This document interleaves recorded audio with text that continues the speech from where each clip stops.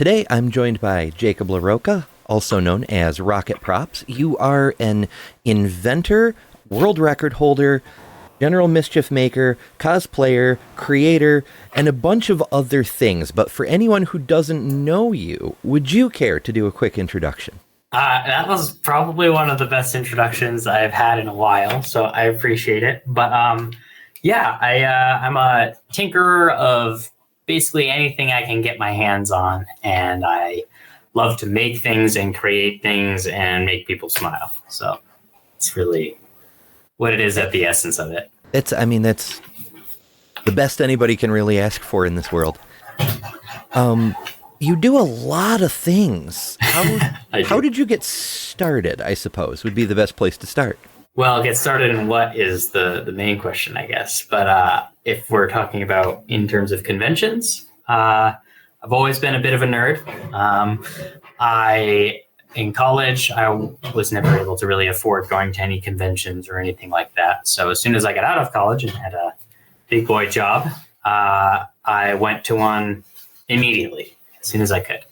And right before I did that, I had joined a place called the Artisans Asylum. It's a very large makerspace. And so I was learning all of the tools, all the fabrication techniques. I've always built things. My dad helped me do woodworking, did a lot of welding and metalwork in college, engineering, always built things. But this makerspace was sort of a huge playground, and I got to learn a lot of things. So as soon as I went to a convention early on, I saw all of the incredible cosplay. I knew it was a thing. I was always into props, saw all these people, and I immediately said, well, I can do that. I want to do that. And that's how I got started in the sort of convention costumes, props space. And people started asking me questions, asking me how to make things, asking me to make things for them. And I started doing panels, 3D printing panels, cosplay panels, and it just went from there. I can certainly appreciate wanting to go to a convention, not being able to go, and then when you can, but to be appreciated for what you can do, that your skills, what you're really good at, and just embraced by the community. That's fantastic. I'm sure I made it sound faster than it was. That was over the course of several years. I can imagine. But yes.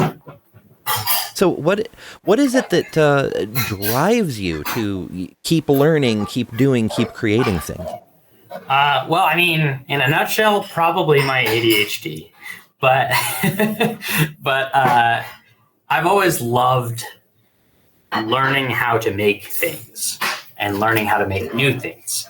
And even if it's like watching somebody do it once, that counts to me as learning how to do it. Obviously, there's the experience part of it that is really the important part. But I look at a thing in everyday life and I'm like, I want to know how that was made.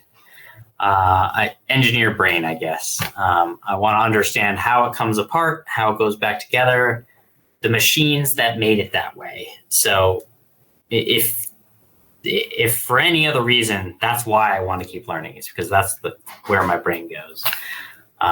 But just the last few years have been especially instructional in doing invention, which I never expected. So that's been really fun.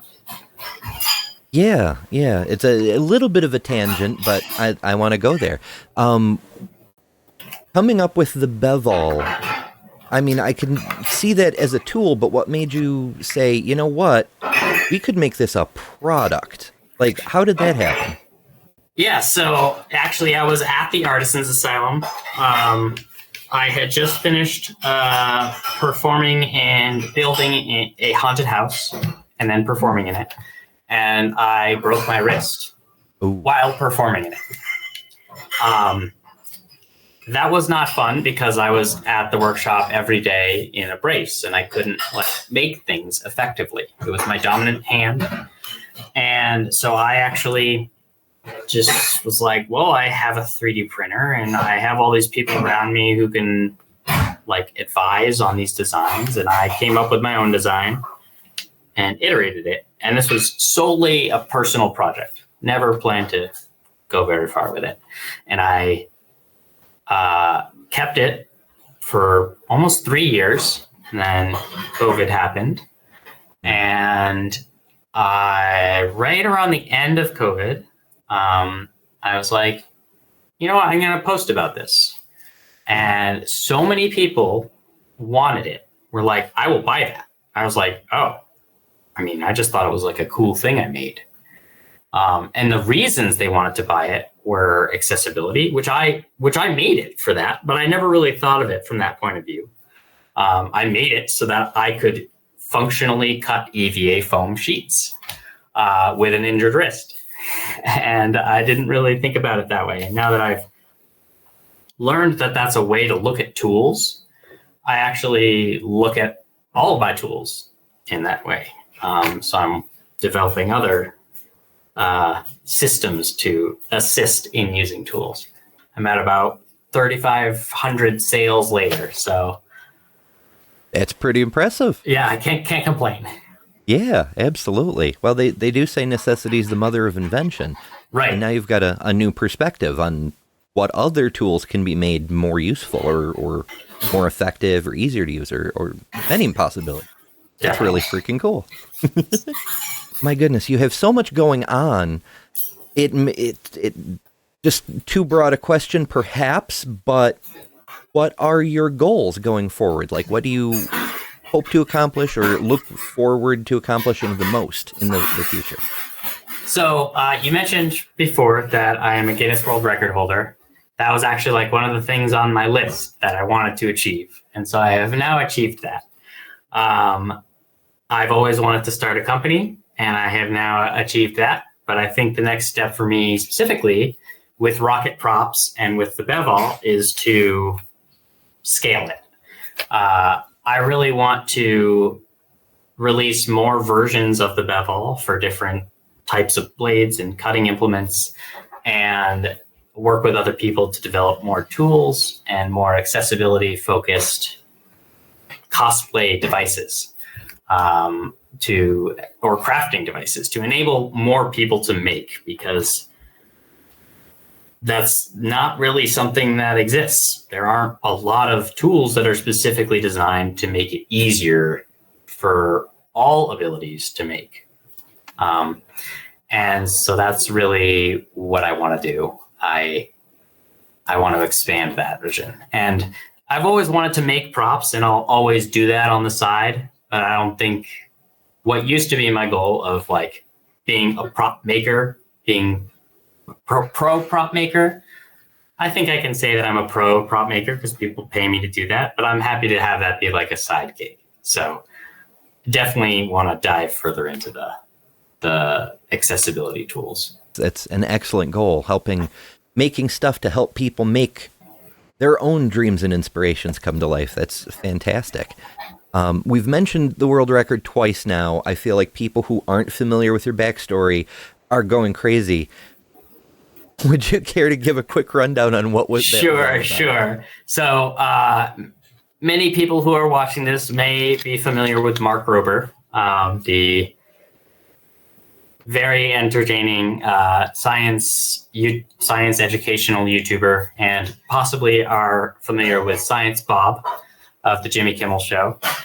I am good friends with Science Bob, and through that connection, I got to work with Mark and Bob on designing the world's largest elephant's toothpaste reaction. I believe that statement is not quite detailed enough. It's the flask-shaped tallest elephant's toothpaste reaction. Essentially, it was a 20-foot tall wooden and plastic flask, and the elephant's toothpaste foam chemical reaction used over 700 gallons of catalyst. It was absolutely insane. The thing exploded, coated probably 200 feet in diameter because it exploded. Check out my YouTube channel, Rocket Props, and Mark Rober's YouTube channel. There are videos of me doing testing and almost getting my, let's just say, almost dying. Not quite dying, but I came pretty close in one of those. So it was a ton of fun, and that's the world record. Excellent. Yeah, try not to die is my personal motto. Yes, so that's a good very one. much appreciate that. Thank you for joining. But before we go, I'm super looking forward to seeing you this summer and seeing what mischief all our various people get into. But until then, where can people find you if they don't already know? Absolutely. You can find me at Rocket Props on Instagram and TikTok, also Facebook. And my website is www.rocket-props.com. And if you want to look up the tools that I design, they are called the Beval, Bevall. And if you type that into Google, it should come right up. So yeah, I'm looking forward to seeing everybody this summer as well. And I'm hoping I might have some convention games to run while I'm there. So that will be fun. Yeah, so stay tuned because there's a whole lot more interesting stuff to be announced and other surprises as well. Who's to say? It's a surprise. I'm excited. I'm definitely excited. Yes. There's going to be a lot of great guests. So yeah, it's honestly, I'm not sure where we're going to put y'all. More guests. But yes, that's James's problem.